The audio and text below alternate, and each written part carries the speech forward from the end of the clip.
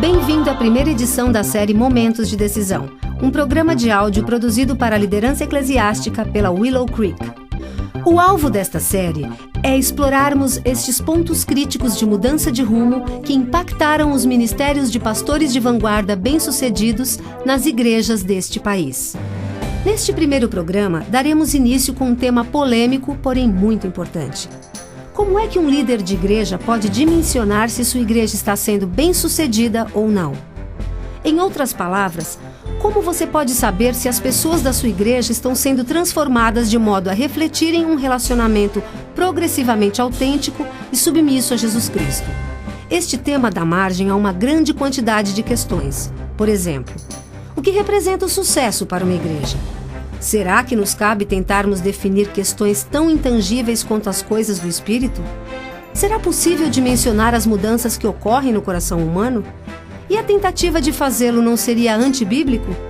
Existem ferramentas confiáveis para medirmos se o nosso ministério está atingindo o alvo ou está totalmente fora do curso? Será que as ferramentas informais usadas no passado, como monitorar a frequência e as entradas de ofertas, são suficientes e adequadas? Hoje examinaremos as lutas de uma igreja com estas questões. Ela, como resultado, desenvolveu um sistema para monitorar se está ocorrendo verdadeiro progresso espiritual em sua congregação. Estarei entrevistando Bill Hybels, o fundador e pastor sênior da igreja Willow Creek e autor de vários livros de sucesso como Liderança Corajosa, Ocupado Demais para Deixar de Orar, O Deus que Você Procura e Revolução no Voluntariado, dentre outros. Bill também é palestrante internacional no tema de liderança de igrejas. Peço que nos acompanhe à medida que observamos como Bill e sua equipe desenvolveram um método de 5 indícios bíblicos para determinar se a sua igreja era bem-sucedida em produzir discípulos de Jesus Cristo. Bill, as igrejas têm tradicionalmente adotado diversos métodos para dimensionarem seu progresso, como acompanhar a frequência aos cultos ou as ofertas. Mas esses índices têm alguma validade? Eu creio que este acompanhamento representa um conceito bíblico embasado na declaração de Jesus em João capítulo 15, de que é importante glorificarmos ao Pai através da produção de muito fruto. Pelo menos neste texto está claro o conceito de que devemos poder dimensionar se de fato estamos produzindo fruto. Será que estamos produzindo fruto? E muito fruto? Como quantificarmos o fruto que produzimos? Sempre que estudo essa passagem, penso para comigo mesmo, deve haver um método pelo qual possamos nos mirar no espelho para constatar: sim, estamos glorificando ao Pai através da produção de muito fruto, e assim confirmarmos a nossa eficácia ou talvez até a falta da mesma. Portanto, eu não vejo problema algum em afirmar que, na minha concepção, dimensionarmos crescimento, medirmos progresso ou determinarmos se estamos de fato avançando constitui um exercício bíblico. Agora, eu não entendo que as Escrituras nos forneçam uma metodologia específica de como efetuarmos isso, mas creio ser bíblica a nossa preocupação com essa questão. Então deve haver um esforço para determinar se a igreja está progredindo. Sim, devemos nos preocupar com isso, mas reitero, cabe aos líderes de cada igreja determinar um método específico sob a direção do Espírito Santo. Ao longo dos anos, as igrejas têm tradicionalmente monitorado índices como contribuições, frequência e talvez batismos. Você entende que estes sejam indícios válidos? Um líder sênior da igreja deve acompanhar estes números para saber se a sua igreja está progredindo? Estes representam alguns dos indícios. Há quem diga, de modo grosseiro, que no trabalho da igreja deve-se acompanhar os níqueis e os narizes. Porém, estes por si só são plenamente insuficientes para indicar aquilo que está efetivamente acontecendo no corpo de Cristo. Observando o que tem acontecido na Willow Creek ao longo dos anos, tenho me esforçado por não ser enganado pelos níqueis e narizes. Tenho acompanhado de perto os padrões de nossa frequência e, às vezes, mesmo que nossa frequência nos finais de semana tenha crescido numericamente em 1.000 ou 2.000 pessoas, tenho sentido uma inquietação quanto ao tipo de pessoas que se achegavam à nossa comunidade. Por exemplo, serão apenas espectadores? Estarão apenas querendo conhecer algo diferente? Estão no processo de se aproximarem de Cristo? Será que, no final, confiarão suas vidas a Cristo, tornando-se seguidores fiéis? Ou será que, para elas, representamos apenas um ponto interessante na cidade para o qual as pessoas confluem no processo em que acabam se vacinando contra a verdadeira vida cristã, por se iludirem, achando que, ao frequentarem nossa igreja e se familiarizarem com ela, estão mais seguras do que efetivamente estão? Então, estes índices podem gerar uma falsa impressão. Eu creio que sim. O mesmo diz respeito a confiar cegamente nas estatísticas financeiras. Podemos estar com as finanças em ordem, porém, ao olharmos mais de perto, perceberemos que este aparente sucesso se deve a um punhado de grandes contribuintes que fazem ofertas expressivas, enquanto que o número efetivo de contribuintes, a base de ofertantes, não está crescendo proporcionalmente ao crescimento numérico da igreja como um todo. Então, as finanças podem aparentemente estar em ordem, porém uma análise mais cuidadosa revelará que a base de contribuintes é perigosamente estreita. O que eu procuro fazer é buscar nas Escrituras por descrições de uma igreja saudável. Qual é o aspecto de uma igreja que glorifica a Deus? Quais suas características? Este é o lado que os números não descrevem. Ao longo dos anos, tenho procurado saber quantas pessoas estão comprando livros e escutando gravações dos sermões, pois isso indica uma fome crescente por materiais que contêm a palavra de Deus. Procuro saber se mais pessoas estão encontrando seus dons espirituais e colocando-os em prática, porque o que logo se aprende no contexto da igreja é que as pessoas cujos corações foram realmente transformados são as mais propensas a arregaçarem as mangas, disponibilizando-se para o serviço. Existem muito poucas igrejas em todo o país que se preocupam realmente em saber quantas pessoas estão empregando seus dons espirituais e qual a eficácia delas no emprego dos mesmos. A minha tendência é considerar os componentes relacionais. Eu pergunto, quantas pessoas estão efetivamente desenvolvendo relacionamentos pessoais significativos, dentre os quais sua fé pode ser compartilhada e a vida cristã testada e experimentada em níveis mais profundos? Esses aspectos não são prontamente indicados pela frieza dos números. Eu procuro analisar esses fatos e até mesmo prestar atenção quando caminho pelos corredores ou acompanho a conversa de um grupo.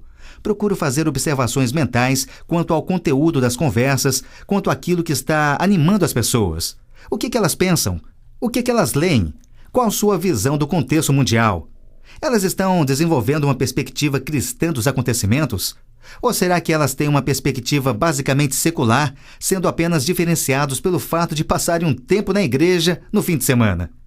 Eu trago sempre esses indícios não estatísticos na mente. Então você está sempre antenado, sensível a essas coisas? Com certeza. Vivo dolorosamente consciente do texto de Efésios 6, que diz que a nossa batalha não é contra carne e sangue. Não somos somente um clube social que acompanha seu sucesso a partir do número de membros e contribuições financeiras. Nosso contexto vai muito além disso.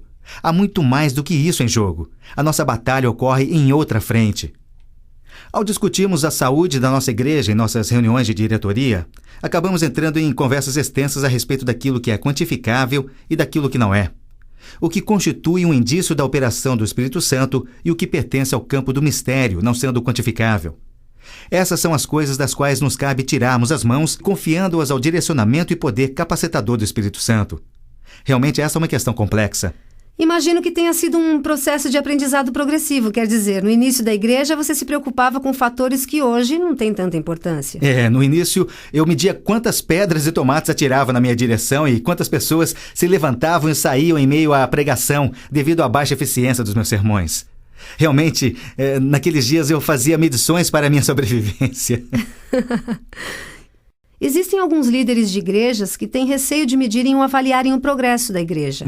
E isso decorre possivelmente de algum tipo de insegurança de sua parte, porque na prática, essas avaliações podem constituir uma forma de atribuir nota à liderança da igreja. Sim. Geralmente, quando um líder se reluta a medir ou avaliar a sua igreja, isso se deve a uma de duas coisas. Em primeiro lugar, existem aqueles que têm uma verdadeira convicção de que as coisas do Espírito não devem ser sujeitadas a essas análises. Ou seja, não se deve interferir com o modo pelo qual o Espírito processa a silenciosa e contínua transformação na vida de um crente, pois não se conhece o coração, a motivação e nem se caminha com a pessoa 24 horas por dia para saber o que acontece em sua vida. Portanto, creio que existam líderes que sinceramente consideram que fruto e crescimento espiritual constituem um mistério que não deve ser sujeitado a medições. E o que você tem a dizer aos líderes que compartilham dessa opinião? Eu digo que os compreendo e que não estou numa cruzada para fazer com que mudem de ideia. Eu digo que se esta é realmente uma convicção sincera do seu coração no momento, então eu respeito isso. Pessoalmente, eu não posso me colocar por inteiro nesse grupo, mas compreendo porque tem gente que pensa assim. E acredito que esses líderes sejam sinceros. Por outro lado, existem aqueles líderes aos quais você se referiu em sua pergunta. É difícil para um pastor ter sua eficácia monitorada por um boletim escolar cuja nota é atribuída pelo progresso de sua igreja. Já no mundo dos negócios, isso é natural. Os profissionais que atuam em mercados competitivos vivem atrás de cotas e de atingir níveis de desempenho para manterem seu emprego. Estes e os que ganham por comissão são atraídos para o mercado por possuírem um espírito competitivo e apreciarem esse processo de avaliação, de modo que ficariam frustrados caso tivessem que trabalhar fora desse sistema. Já o feitio dos líderes que normalmente são atraídos para o ministério faz com que não apreciem avaliações quantitativas. A maioria dos moços e moças que é atraída para o ministério o é porque suas vidas foram profundamente tocadas por Deus e porque estão sensibilizados às necessidades das pessoas. Estes, portanto, são mais movidos por misericórdia do que por um desejo competitivo ou de atingirem um nível de produção de fruto de destaque nacional. Não creio que existam pessoas motivadas para o ministério com isso em mente. Porém, uma vez que ingressam no ministério, tenham eles um perfil competitivo ou não, perceberão que a frequência aos cultos varia de uma semana para outra, assim como as contribuições e o número de voluntários. Portanto, são confrontados com a decisão de se irão ou não ingressar nesse processo amedrontador de quantificar essas variáveis estatísticas, pois existem pessoas na congregação atentas a isso, e cabe ao pastor decidir se dará visibilidade a esses detalhes. E como você lida com isso? Quando os gráficos sobem, eu me dou muito bem. Agora, já se estão numa descendente, eu diria que tenho alguma dificuldade com isso. Isso me conduz a períodos de profunda introspecção. Eu questiono: serei eu? Será um problema na minha liderança? Será apenas uma fase de deserto na qual estamos nos consolidando como uma igreja e precisamos estabilizar o crescimento por um tempo e aprofundar as fundações? E aí eu me perguntaria, se não estamos crescendo em número como estamos progredindo, onde estão os nossos pontos bons e quais são os indícios de problemas? Eu entendo que para mim se faz essencial analisar as estatísticas da vida da igreja e encarar a realidade que elas apresentam. Como já disse, eu realmente creio naquilo que Cristo falou quanto ao darmos fruto e, através disso, glorificar a Deus. O texto diz que nisto é meu Pai glorificado, se deres muito fruto. Portanto, ao longo dos últimos 20 anos de minha liderança, eu tenho procurado sempre saber o que é que vale a pena se medir e quantificar, o que é possível se quantificar, como fazê-lo, como extrair significado dos dados e como permitir que esses dados influenciem os planos e futuras opções de ministério. Obviamente, quando se pensa em avaliar o progresso de uma igreja, está pressuposto que esta igreja possui, de fato, um alvo em direção ao qual caminha, que ela tem as suas metas e que tem escrito sua missão na qual resume aquilo que deseja cumprir, para que, em cima disso, ela possa efetivamente medir se progride em direção ao seu alvo. Com base na sua experiência, você diria que a maioria das igrejas já tem sua missão bem definida? E como você resumiria a missão da Willow Creek? Nós sempre estivemos muito focados em nossas intenções desde os primeiros dias da igreja para que tivéssemos certeza daquilo que buscávamos realizar. Tomamos como base a grande comissão. Antes de sua ascensão, Jesus disse: "Ide por todo o mundo pregar o evangelho." Isto é, devemos alcançar as pessoas perdidas, ensiná-las, edificá-las, formando-as em seguidores completamente compromissados. Nós extraímos da grande comissão uma sentença única que define a nossa missão. Hoje, ela é conhecida por todo esse país, inclusive ao redor do mundo. Essa sentença única define a nossa missão como sendo a de converter pessoas sem religião em seguidores completamente compromissados com Jesus Cristo. E ela provém diretamente da grande comissão. A partir dessa missão sintetizada numa sentença, desenvolvemos nossa estratégia. Para isso, perguntamos: como essa igreja tornará a sua declaração de missão em realidade? E para esse fim, desenvolvemos nossa estratégia de 7 pontos que provavelmente já é conhecida pelas pessoas que ouvem esse programa. Então, em anos mais recentes, dissemos: já definimos nossa missão e temos uma estratégia para alcançá-la. O que podemos tomar como indícios do nosso progresso? Como podemos saber se estamos realmente sendo eficazes? E como você sabe, já faz anos que estamos lutando com essa questão de encontrar meios bíblicos sensatos e significativos para acompanhar nosso progresso em relação à nossa missão. Bem, ao analisar a missão, me parece que, em primeiro lugar, seria bastante útil atrair líderes para a diretoria da igreja que estejam, por exemplo, afinados com a missão, porque me parece que muitas igrejas não se preocupam com isso.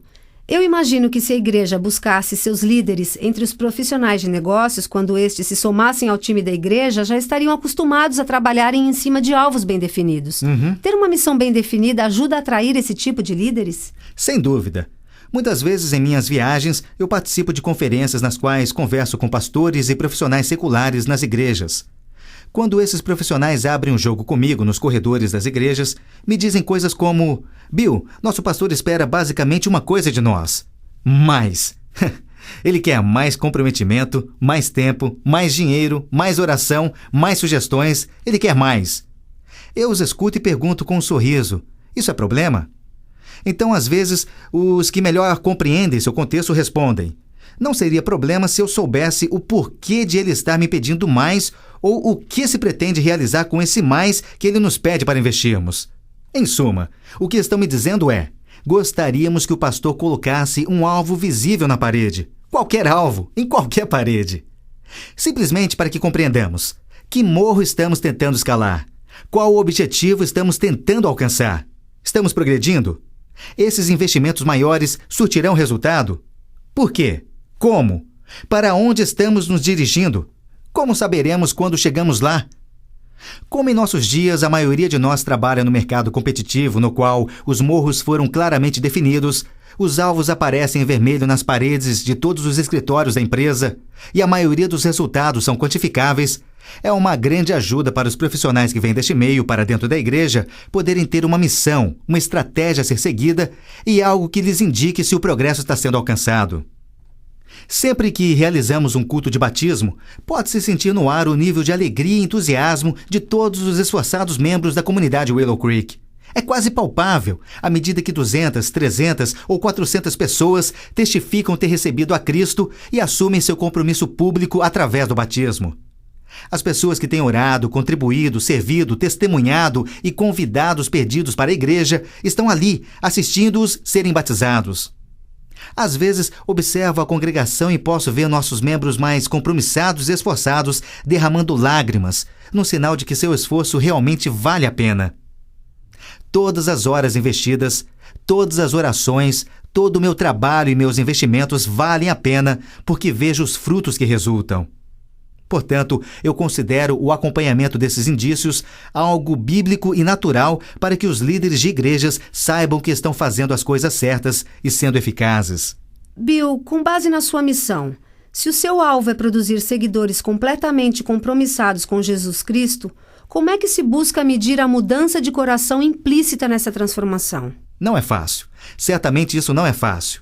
O que fazemos é vasculhar nas Escrituras buscando definições genéricas, daquilo que os discípulos fazem e sentem, das coisas em que os discípulos se aplicam, como os discípulos reagem às falhas em suas vidas, como se comportam em relacionamentos e quais as ambições que os verdadeiros discípulos possuem. Nós buscamos nas Escrituras até conseguimos compor um quadro que ilustra a semelhança de um verdadeiro discípulo de Cristo.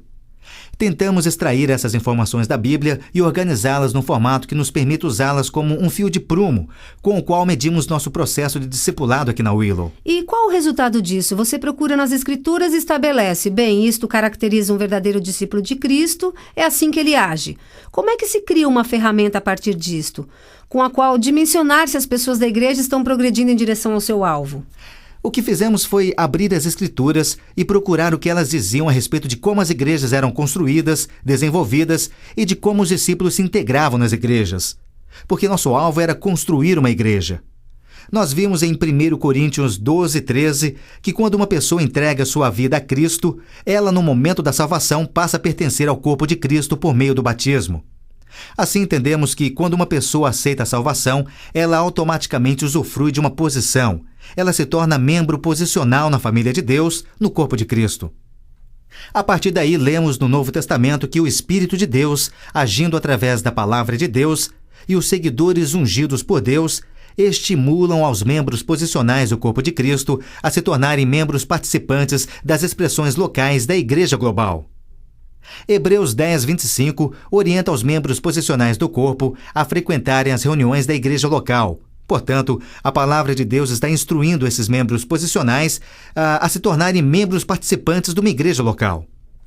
Depois, Romanos 12, Efésios 4, 1 Coríntios 12 e 1 Pedro 4 contêm trechos que inspiram esses membros posicionais a empregarem seus dons espirituais nas congregações locais.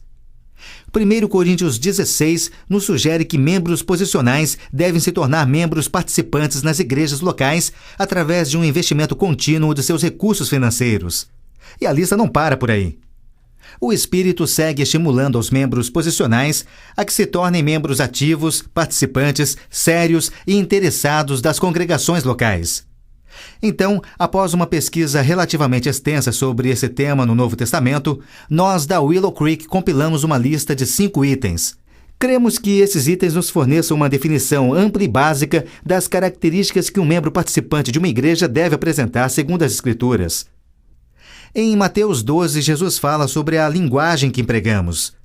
Jesus deixa muito claro que é da pureza do coração, de um coração transformado, que flui um linguajar que honra a Deus. Porém, de um coração não redimido, um coração amargo ou hostil, virão palavras condizentes com esses sentimentos.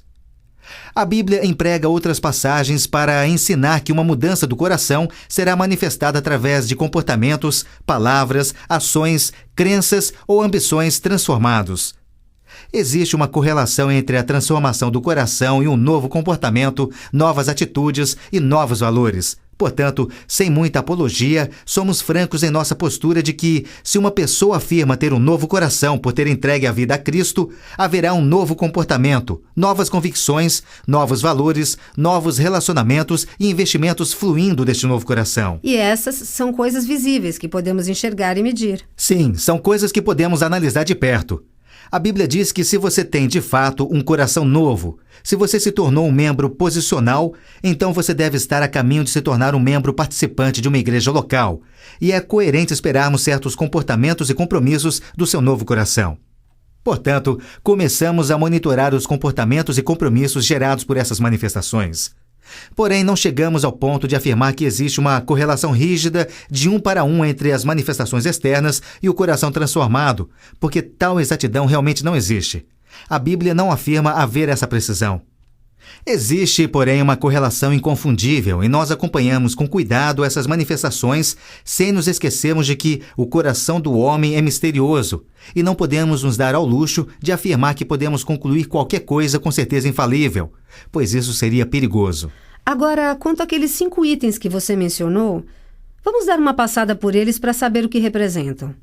Bom, os 5 itens conforme nós os definimos são graça, crescimento, grupos, dons e ofertas. Em primeiro lugar, se você pretende ser um membro participante do corpo de Cristo, você precisa conhecer a graça salvadora e ter se apropriado dela. Nós, na Willow Creek, desejamos que os novos membros se assentem com um irmão veterano na fé e declarem: sim, eu compreendo o Evangelho. Eu o assimilei intelectualmente e compreendo como uma pessoa perdida pode ser justificada perante Deus por meio daquilo que Cristo fez na cruz. Queremos estar certos de que todos os nossos membros posicionais, aquelas pessoas que conduzimos a Cristo e que agora queremos elevar a serem seguidores completamente compromissados, queremos ter certeza que compreenderam e que se apropriaram da graça salvadora. O próximo passo é o crescimento.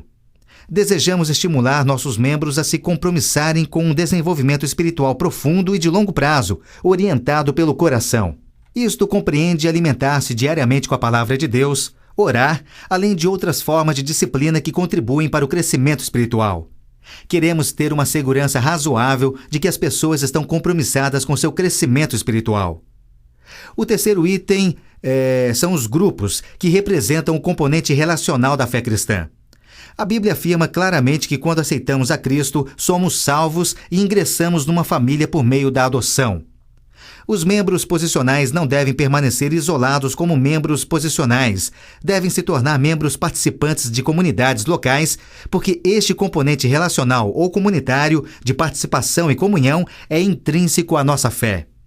É através dele que nos tornamos irmãos e irmãs e devemos nos associar a pessoas para que ocorra processo mútuo de cuidado pastoral, encorajamento e prestação de contas, para assim caminharmos juntos em direção ao céu.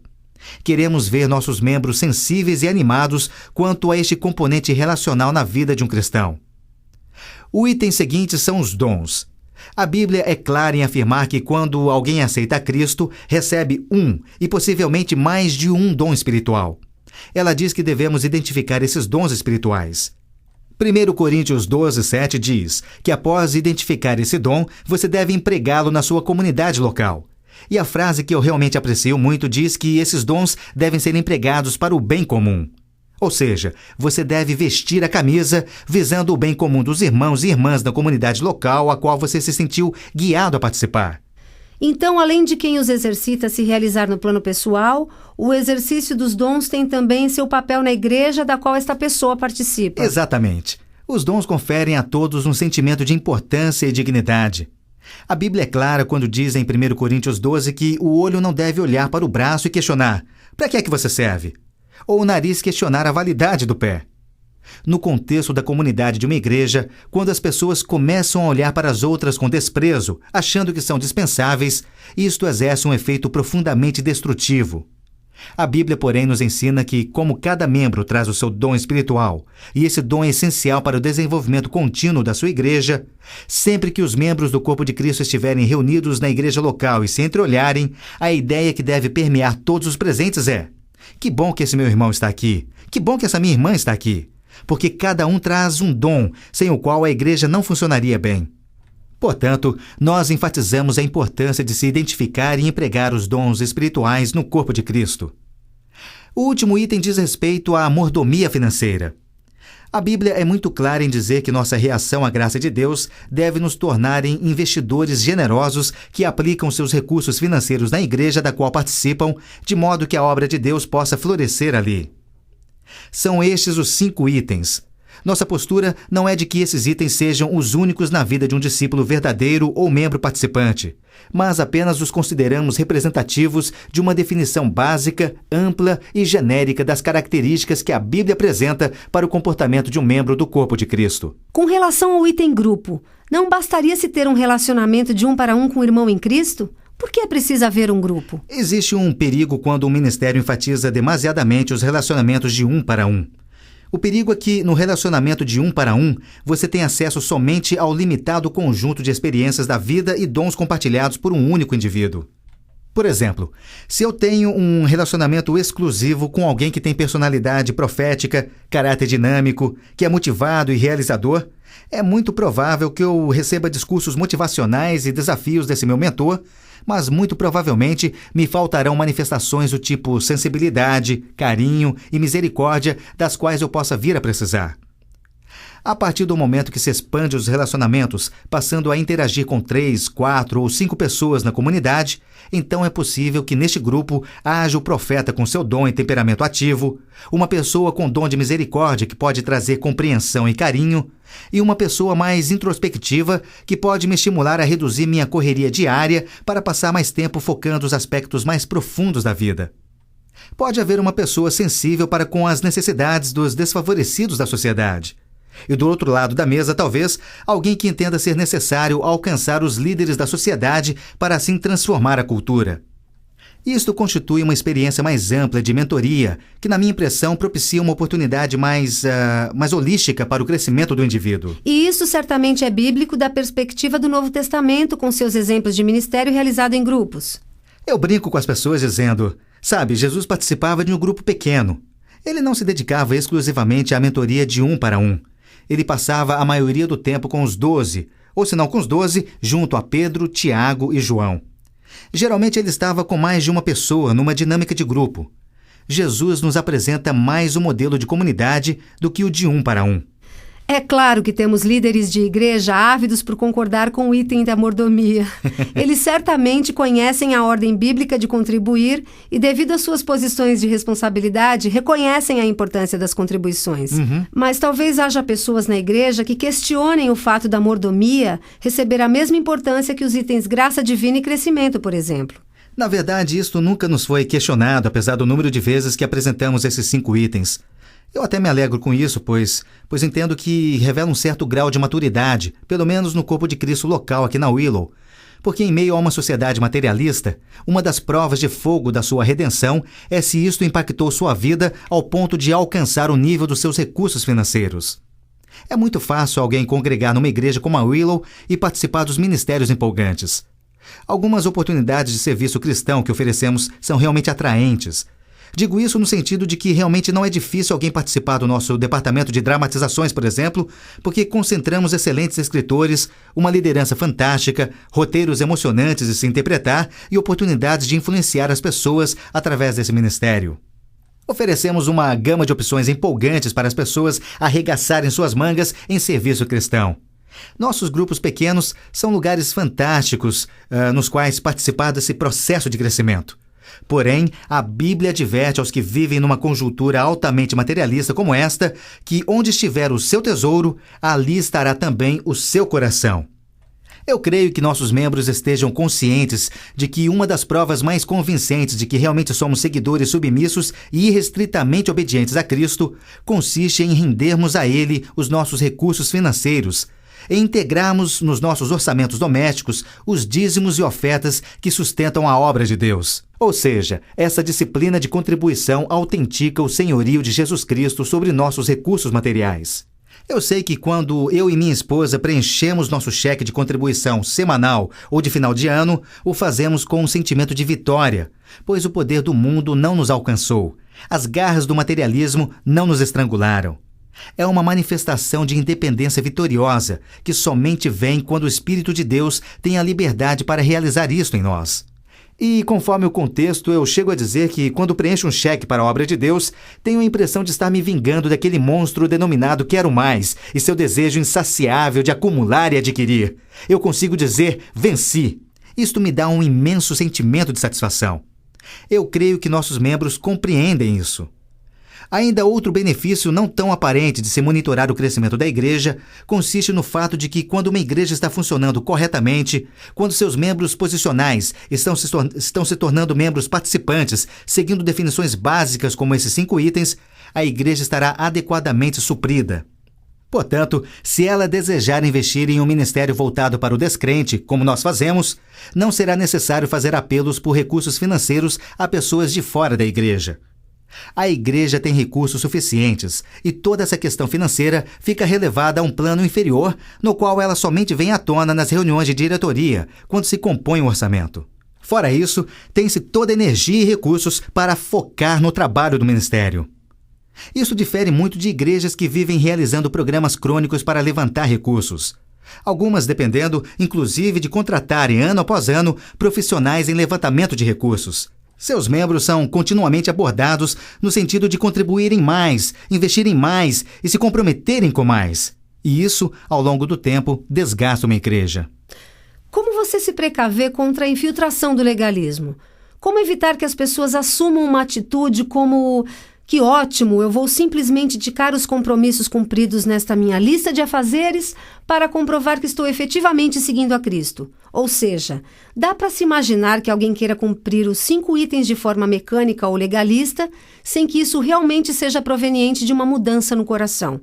Como se evita esse legalismo ou essa atitude de cumprir obrigações?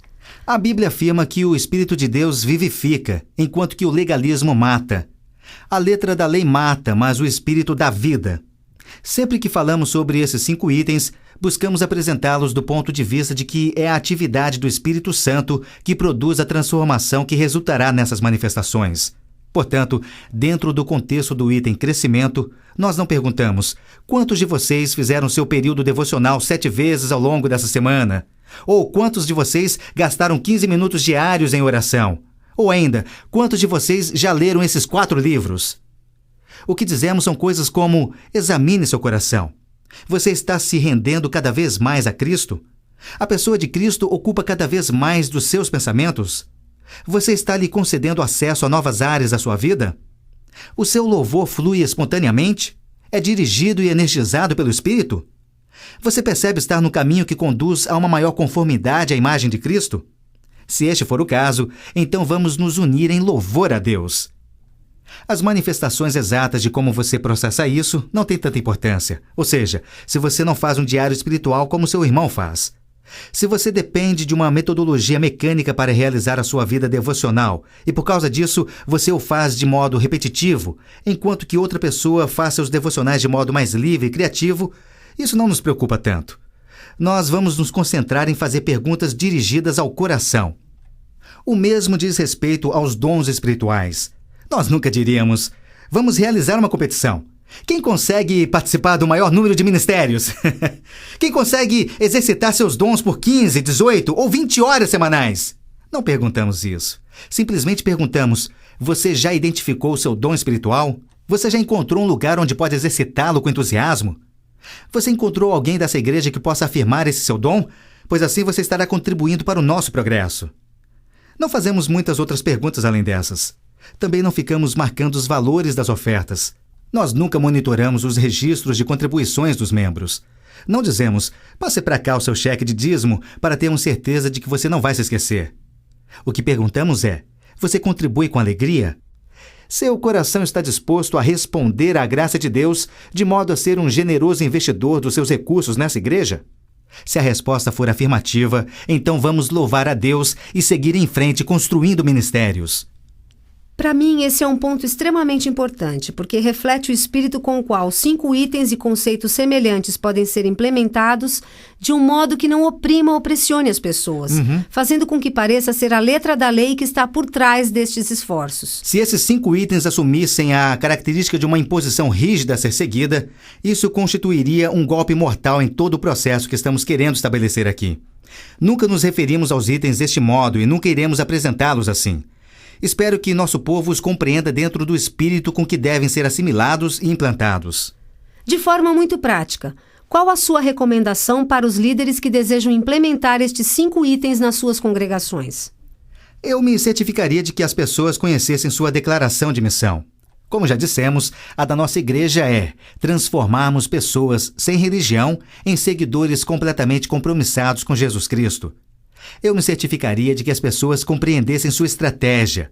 Uma estratégia boa e sólida resulta da liderança e os membros se reunirem conscientes das necessidades de sua região e de toda a dinâmica que os envolve para afirmarem: esta é a nossa identidade, em nosso contexto, essa é a melhor estratégia. É a partir dessa estratégia, então, que provém a pergunta necessária: como sabemos se estamos efetivamente cumprindo a nossa missão? Ou, como dizemos na Willow, quais são os indícios de progresso? E essa é a razão dos 5 itens. Eles nos propiciam a oportunidade de mensurarmos nosso progresso em direção ao cumprimento da nossa missão. Portanto, a minha recomendação para os líderes é que partam da declaração da missão, evoluindo para a sua estratégia, e talvez então poderão apreciar se esses 5 itens constituem de fato parâmetros úteis para indicar o progresso no cumprimento da sua missão.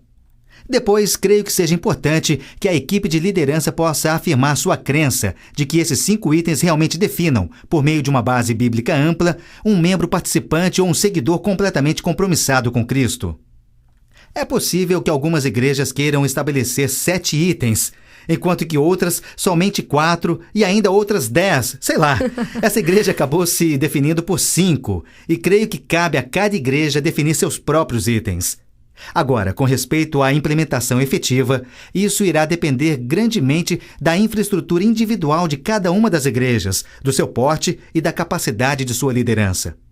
Como nós, na Willow Creek, estamos de tal modo compromissados com o desenvolvimento do Ministério de Pequenos Grupos, optamos por fazer a implementação do sistema de avaliação pelos 5 itens no contexto dos pequenos grupos. E o que isso significa especificamente? Nossa posição é de que, quando o membro posicional alcança o ponto no qual acredita estar pronto para se tornar um membro participante, ele procura seu líder de grupo pequeno e pede para que este confirme que ele, de fato, é membro participante conforme estipulado pelos 5 itens. Ele pede para ser questionado sobre esses itens, se dispõe a prestar contas ao líder do grupo pequeno e que o líder lhe interpele sobre qualquer preocupação que possa ter.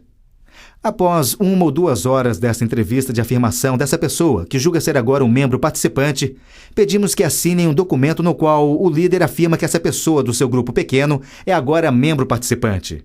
Depois vem a apresentação que normalmente ocorre no nosso culto do meio da semana, que é o nosso culto para os crentes. Eu pergunto perante toda a congregação se algum líder de grupo pequeno quer apresentar novos membros participantes do corpo de Cristo aqui em Willow Creek. Então, os líderes de grupos pequenos se levantam dizendo: eu gostaria de apresentar tal pessoa que a partir da semana passada tornou-se membro participante da nossa igreja. Fazemos isso com toda a igreja reunida mais ou menos uma vez por mês. Então, celebramos juntos esse fato maravilhoso de estarmos cumprindo a nossa missão. Essa pessoa que estava fora da família de Deus aceitou a graça de Deus, tornando-se membro posicional e cresceu ao ponto de se tornar membro participante de acordo com os 5 itens. Isso mostra para toda a congregação que estamos produzindo frutos bons e duradouros. Isso empolga os líderes dos grupos pequenos e empolga a pessoa que percebe ter progredido até esse ponto. E é um momento de ensino também. Com certeza, pois nesse momento podemos exibir um slide com a definição de membro participante de acordo com os 5 itens e dizer para aqueles que ainda não alcançaram esse ponto: veja essa lista, qual desses 5 itens está lhe prendendo? Você não consegue compreender o Evangelho? Venha à frente após o culto e alguém do nosso Ministério de Evangelismo irá lhe ajudar. Você não sabe como crescer? Venha até aqui. Tem algumas pessoas que lhe ajudarão a ingressar no método de crescimento. Você quer ingressar num grupo pequeno? Você não identificou seu dom? Você não compreende a importância de ser um contribuinte? Então eu os oriento. Procure aqui, procure ali, procure acolá, porque nós temos quem possa ajudá-lo. Porque se seu espírito está no ponto em que você deseja crescer para se tornar um membro participante, nós lhe forneceremos o equipamento, o auxílio e as ferramentas para você chegar lá. Portanto, na minha ótica, a implementação ocorre primariamente nos grupos pequenos, as apresentações em meio à comunidade e, como você sugeriu, tudo isso envolvido pelo ensino e ainda ocorrendo num clima de celebração e louvor, porque Deus está de fato construindo a sua igreja. Então você entende que cabe às igrejas desenvolverem este sistema conforme a sua própria realidade? Eu acredito que isso seja necessário. Existe todo um conjunto de coisas que se tornaram significativas e maravilhosas para nós aqui na Willow, porque chegamos ao ponto de agonizarmos em cima delas. E eu sei que esse seu sorriso se deve ao fato de que você participou dessas mesmas reuniões comigo. Passamos horas incontáveis nelas, fosse cedo de manhã, durante o dia ou até à tarde da noite, pedindo que o Espírito Santo de Deus nos conduzisse nessas questões. E quando recentemente tivemos um avanço significativo na definição desse processo para os novos membros, as 20 pessoas que estavam reunidas na sala sentiram que Deus nos visitara com uma nova compreensão da questão, assim como ocorreu no dia de Pentecostes. Tivemos a percepção de que Deus havia nos falado, de que Deus havia honrado nossos esforços para encontrarmos meios com os quais construirmos essa igreja, a sua noiva, em uma noiva linda e radiante. Sentimos como se Deus tivesse nos dito: olhe, gente, eu vou visitá-los para ajudá-los de modo que vocês saibam que eu realmente estou envolvido e quero que vocês avancem meu reino na terra com a minha ajuda. Portanto, a beleza envolvida nesse processo decorre das lutas, das orações e das conversas. E uma comunidade é forjada entre a liderança da igreja à medida que esta se esforça para compreender tudo isso. Portanto, eu espero que os líderes assimilem essas informações como inspiração e não algo a ser copiado ou simplesmente duplicado literalmente no seu próprio contexto, porque realmente grande parte da beleza desse processo consiste nas lutas que ocorrem em seu desenvolvimento. Pessoalmente, ter participado daquela reunião na qual Deus claramente nos auxiliou a dobrarmos uma esquina significativa, conduzindo-nos na direção correta, realmente edificou muito a minha fé. Havíamos iniciado aquela reunião debaixo da dúvida se algum dia conseguiríamos definir aquelas questões. Eu saí empolgada, pois percebemos claramente que Deus havia feito algo ali, que fortaleceu a fé de todos os participantes. E você tem razão. Seria terrível privar outras igrejas de experimentarem isso dizendo: implementem este processo de cabo a rabo assim como nós o fizemos. Realmente nos cabe dizer: ingressem nestas batalhas vocês também e alcancem por meio delas as conclusões para as quais Deus lhes orientar. Eu realmente aprecio a base bíblica de todo esse conceito, além do espírito no qual ele foi discutido. Eu sei que a igreja está empolgada com isso, e à medida que caminharmos juntos para o futuro, os benefícios que a igreja colherá serão muitos. Agora temos a declaração da nossa missão, uma estratégia, indícios de progresso, um processo através do qual membros posicionais podem se tornar membros participantes, um sistema de implementação plena e modo de comemorarmos ao observarmos nosso progresso. As coisas estão muito mais claras do que costumavam ser, e eu acredito que isso nos servirá muito bem. Bill, muito obrigada por ter compartilhado suas percepções conosco hoje. De nada. Este é o método que a Willow Creek emprega para mensurar se está cumprindo sua missão de transformar pessoas sem religião em seguidores completamente compromissados com Jesus Cristo. Eu me lembro com clareza daquela reunião mencionada pelo Bill, na qual tivemos um momento de decisão que nos impulsionou a mudarmos de paradigma debaixo da orientação do Espírito Santo. Nos anos que seguirão, poderemos nos lembrar daquela reunião dizendo: foi naquele momento que Deus nos concedeu o direcionamento pelo qual orávamos com tanta insistência. Minha esperança para você que nos ouve é a de que, sabendo como uma igreja lutou para desenvolver este processo, isto tenha lhe inspirado a fazer o mesmo. Se inspirou? Quais são os próximos passos que você deve tomar? Com base naquilo que Bill sugeriu, existem alguns pré-requisitos para medir o progresso espiritual da sua igreja. Por exemplo, você tem uma declaração bíblica de missão claramente definida e apoiada por toda a liderança da sua igreja? Todos os seus líderes estão comprometidos integralmente com esta missão? Você tem uma estratégia para cumprir esta missão? O alvo precisa estar identificado antes que se possa determinar se está sendo atingido. Uma vez que a missão, a estratégia e o alvo estão definidos, o próximo passo é reunir a sua equipe de liderança e considerarem os indícios que determinarão se sua estratégia está sendo bem sucedida. Como irão monitorar o progresso espiritual da sua congregação? Segundo Bill nos disse, desenvolver esse processo com oração e trabalho de equipe pode ser uma experiência empolgante e recompensadora. À medida que vocês buscarem nas Escrituras e pedirem a orientação de Deus, pode ser que desenvolvam algo bem semelhante a estes 5 itens, ou talvez algo muito diferente.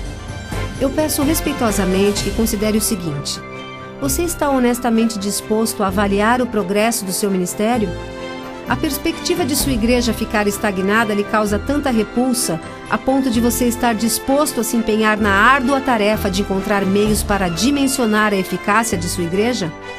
A resposta a estas perguntas pode representar um verdadeiro momento de decisão para a sua vida e a da sua igreja.